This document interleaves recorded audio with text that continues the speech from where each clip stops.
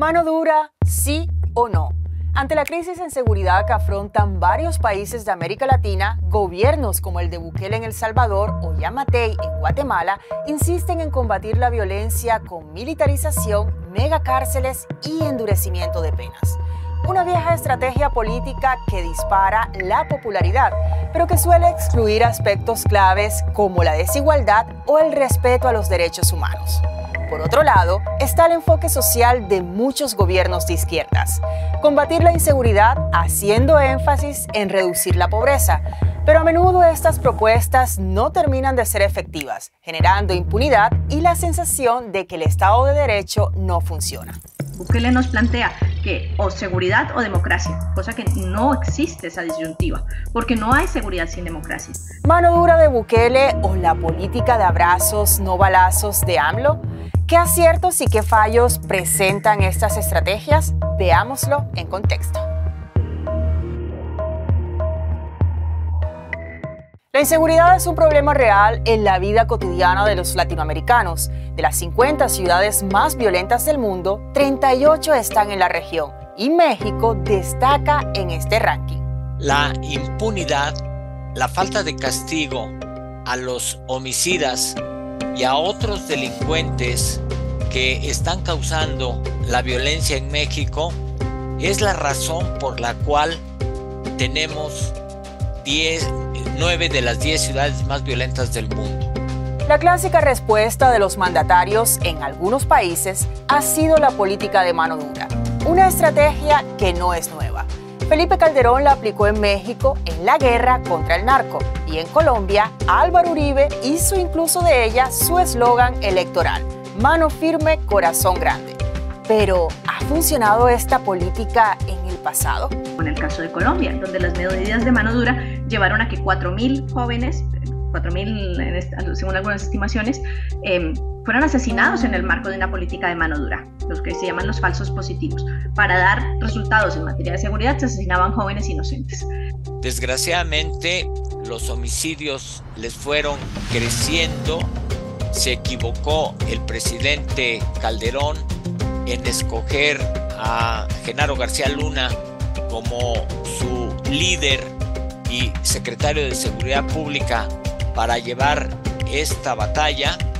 Él no quiso hacer caso, no investigó a Genaro García Luna y las consecuencias las vimos este año cuando en Brooklyn un jurado lo condenó por 5 de los delitos. Actualmente el presidente de El Salvador, Nayib Bukele, también ha hecho de la política de mano dura su bandera. Bukele arrasa en popularidad con su guerra contra las maras, presume de construcción de megacárceles, la ampliación de penas y un estado de excepción que va a cumplir un año en vigor. El mandatario ha atribuido la disminución de los homicidios a su plan de lucha contra el crimen.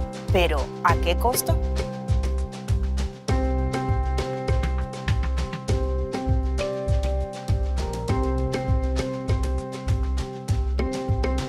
Otro de los efectos de la mano dura y sus políticas de máximo castigo es el incremento de la población carcelaria. No hay ninguna evidencia que diga que las medidas de mano dura funcionan. En el caso de El Salvador, lo que ha llevado al desmonte de las maras son las propias condiciones de las maras en el caso salvadoreño y no hay certeza de que esto sea sostenible en el largo plazo.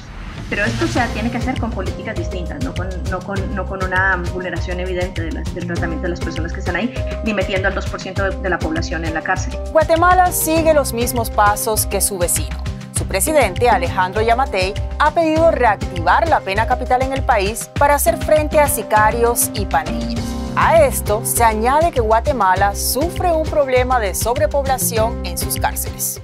Nosotros logramos reducir igualmente esa tasa de homicidios, de criminalidad, de violencia, pero no a partir de cárceles, sino de universidades. Universidades y no cárceles. Esto es parte de la estrategia del mandatario de izquierdas, Gustavo Petro, ante el tema de la seguridad en Colombia. Mientras que en México, AMLO promete abrazos y no balazos. Pero la violencia continúa. El presidente desmanteló la Policía Federal y creó la Guardia Nacional. nada de esto ha frenado a las organizaciones criminales que han ampliado su alcance.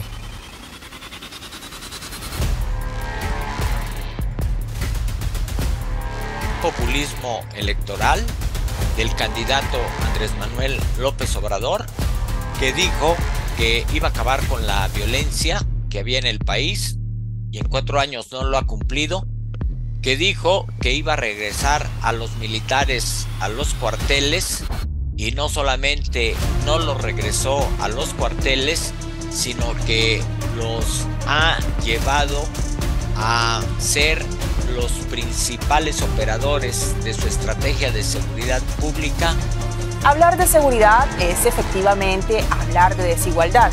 Sin embargo, expertos señalan que apuntar a esta como la única causa de la violencia no es suficiente. ¿Qué hace falta entonces en las políticas progresistas? La izquierda también tiene que presentar abordajes de fuerza, no entendido como fortalecer únicamente las políticas, sino fortalecer todo el sistema institucional que combate al crimen.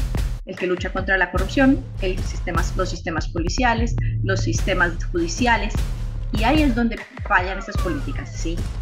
No puede ser ni una cosa ni la otra, tienen que ser todo junto. Un país como Colombia, un país como México no pueden desconocer el poder que tiene el narco para corromper instituciones, por ejemplo, y que eso necesita enfrentarlo. Yo no diría y no haría la diferencia entre gobiernos de derecha y gobiernos de izquierda. Yo más bien buscaría gobiernos que aplican la ley, que buscan a los agresores y les aplican su castigo. Entonces, ¿qué tiene que hacer un Estado de Derecho para combatir la violencia? Evidentemente que también tiene que influir los factores sociales, cómo mejorar la calidad de vida de los habitantes, cómo conseguirles trabajo, cómo darles mejores prestaciones sociales a los policías que están participando en esta lucha. Tiene que haber otras cosas adicionales, pero el centro es abatir la impunidad. Y hay que construir políticas públicas de base también, y no solamente estas muy populistas que tienden a decir que hay una fórmula mágica para arreglarlo desde arriba, porque no lo hay. Hay que entender la violencia, hay que entender la inseguridad y la criminalidad en sus contextos locales, que es donde se arraiga y de donde se aprovecha. Medellín sigue siendo una capital con índices de inseguridad relativamente altos dentro del contexto mundial, pero se consiguieron avances, se consiguieron cambios, se consiguieron transformaciones. Hay que atender a las políticas locales, hay que atender a las políticas de prevención de la violencia y de la transmisión intergeneracional de violencia, que los jóvenes aprendan que de una generación a otra no se traslade la violencia además como una forma de vida.